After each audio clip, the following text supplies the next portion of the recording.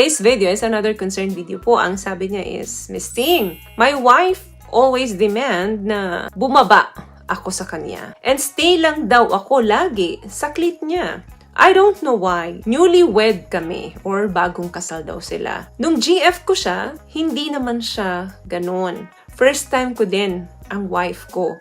Pero ako, hindi niya first time. Medyo weird lang kasi. Please, advice. So, sa pagkakaintindi ko dito sa iyong concern, first time mo si wife, di ba? And si wife, hindi ikaw ang first boyfriend niya. Kaya medyo naguguluhan ka pa sa mga bagay-bagay kung ano talaga yung gusto karamihan ng mga babae pagdating sa kama. So, let me help you kung gaano kahalaga sa aming mga kababaihan ang clit or tinggil kung bakit si wife mo palaging gusto ka nagbababad doon. Ito pong video na to ay, please, for married couple lang. Bawal na bawal ang minor, lalo na ang single. Kasi baka mamaya, pagkatapos ninyong marinig ang mga pag-uusapan natin dito, maghanap na kayo ng makakapareha. Alam nyo po, ang tinggil ng babae is God-created organ. So yan yung organ ng babae na solo create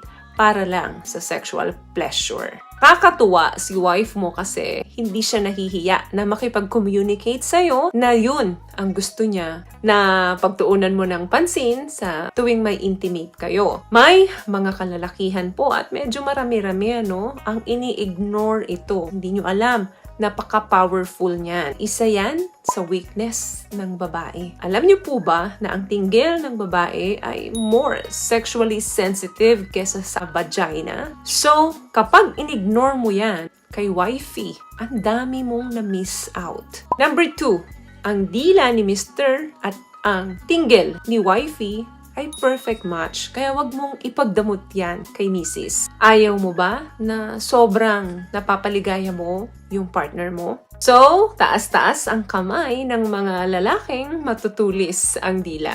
At doon naman sa mga hindi masyadong matulis ang dila, huwag kayong mag-alala dahil pakinabang pa rin yan sa aming mga babae. Dahil bukod sa lubricated po ang dila, kayang-kaya ng dila na maging acrobatic, maging flexible, at magpatumbling-tumbling dyan sa tinggil ni Mrs. Since na may natural lubrication po ang dila natin, benepisyong-benepisyo yan. Dahil ang tinggil po ng babae ay napaka-sensitive, kaya dapat basa ito bago ninyo laruin. What I love about this product, itong No More Dark Secret ng K-Skin, bukod sa may advanced whitening na siya na kung saan pwede niyang matulungan na pumuti yung mga singit-singit mo, moisturizing, meron siyang anti-irritation, antibacterial, maintain healthy pH level. Hindi lang pambabae, meron din po tayong pang-lalaki. Another thing, kapag nangawit or napagod naman ang dila, pwede nyo namang gamitin ang inyong mga daliri. Make sure lang na kapag nilaro ang tinggil ng mga wife ninyo,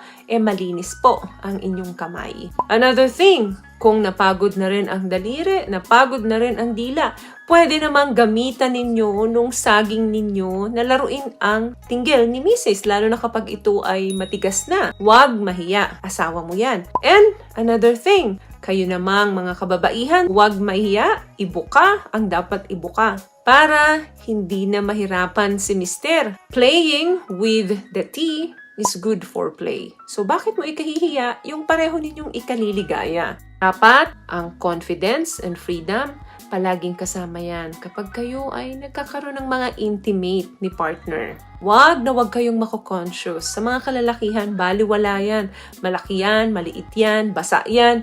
They don't care. Minsan, tayong mga babae lang ang nag-iisip ng kung ano-ano. Nahihiya tayo, kaya gusto natin maging perfect ang lahat. So, ang nangyayari, napipigilan natin yung sarili natin na gawin yung mga bagay na gusto natin gawin at ipagawa doon sa mga mister natin. Very important na komportable kayong mag-asawa kapag nandun kayo sa intimacy. So, kung gusto ni wife ng clit job, do it. And kung gusto naman ni husband ng blow, then do it.